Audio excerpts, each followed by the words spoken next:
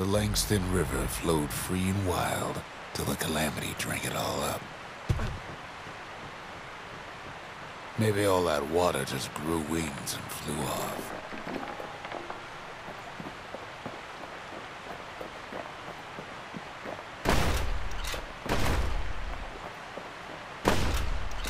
Riverbanks swarming with windbags.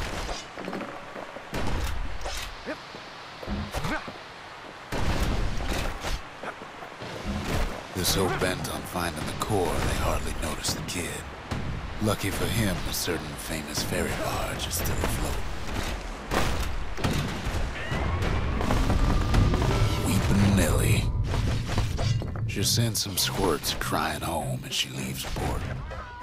Maybe Nellie knows the way to the core. Maybe she can slip right past all the clamor on the coast. Or maybe not. The security skiff pulls up portside. Nellie's just another windbag to those guns. Just then, the windbags notice who she's sailing with.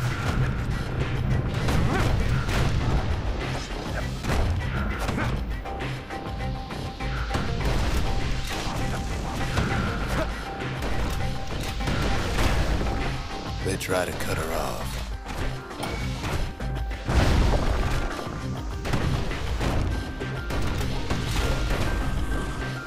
They try to slow her down.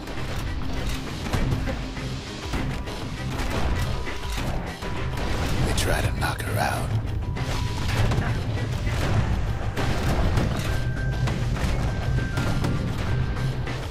Well, Weepin' Nellie tries harder. Try as she might, though, she hits a snag. Kid's gotta help her get untangled. Favors for favors.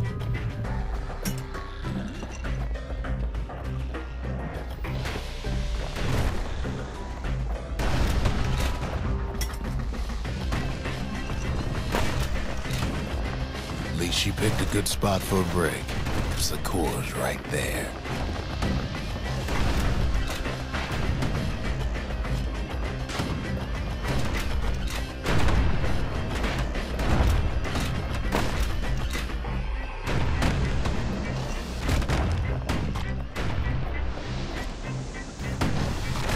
Then the kid hears an unusual sound, like 100 flapping wings.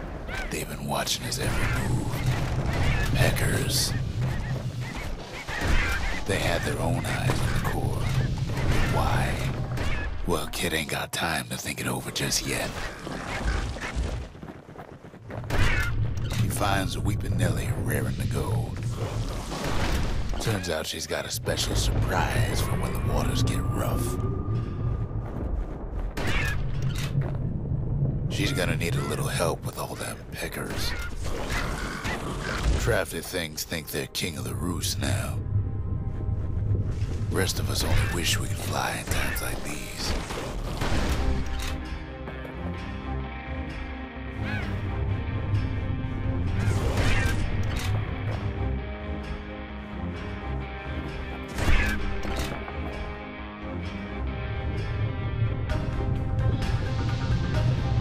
Security skiffs keep on coming, starboard side.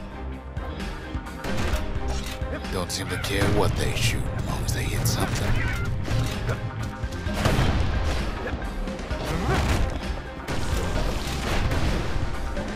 The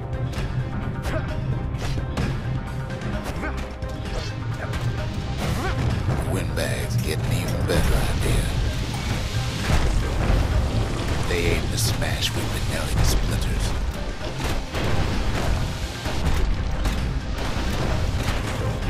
Well, it all proves too much for poor Nellie.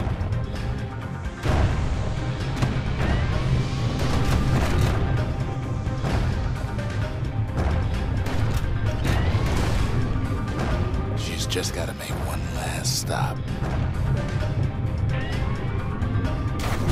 With her last breath, Nellie gets the kid to solid ground. Solid ground in the pecker country. They want that core real bad. Seems the calamity ain't hurt the peckers' appetites.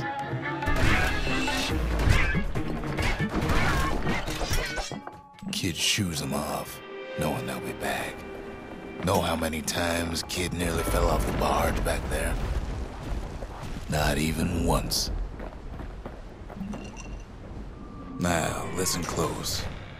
You should remember this next part. Why go to Prosper Bluff?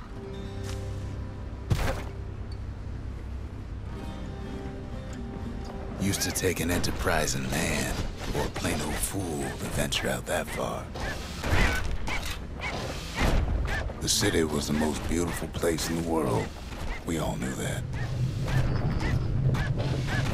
But on the other hand, some folks just yearn to see the things they're told they can't.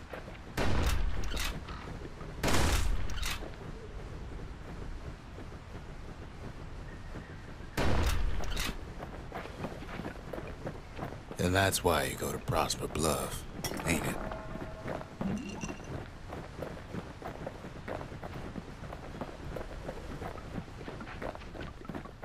The other kid hears something he ain't heard in a long while.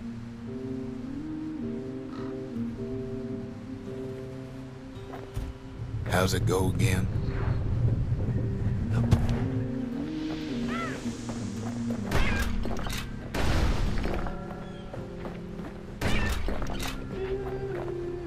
Yeah, that's the one.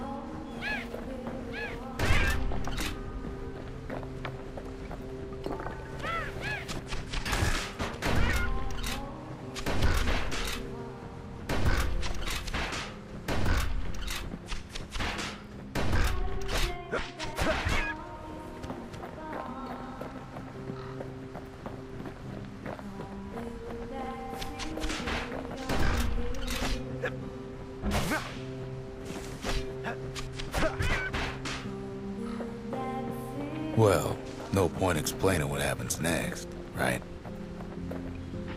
Suffice it to say, kid ain't coming home empty-handed. And besides, it's like the song goes.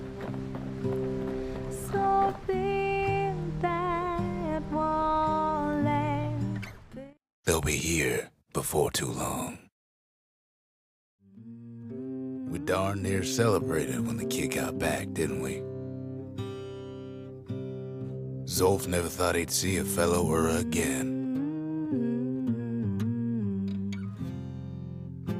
We become fast friends. Calamity has that effect on people.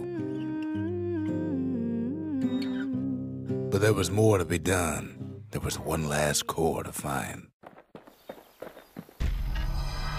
Kid's surprised when I tell him there's only one core left. I shouldn't have believed it either. Most of the Ura never got a taste of Ceylondia's fine goods, unless they were born and raised in the city like Zia here.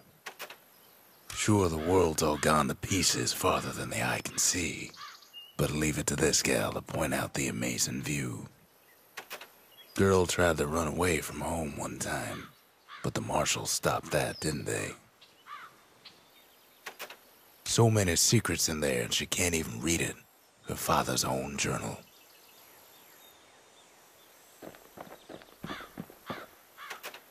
If only I'd known half the secrets of the Calamity were tucked away in that book, I'd have worked to translate it right away. A scientific journal written in Zolf's native tongue. He learned so much from it. Too much.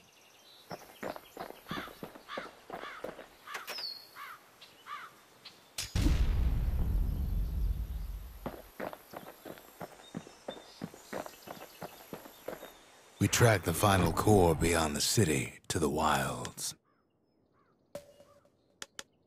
That's the edge of the wilds, where Jawson and his boys disappeared.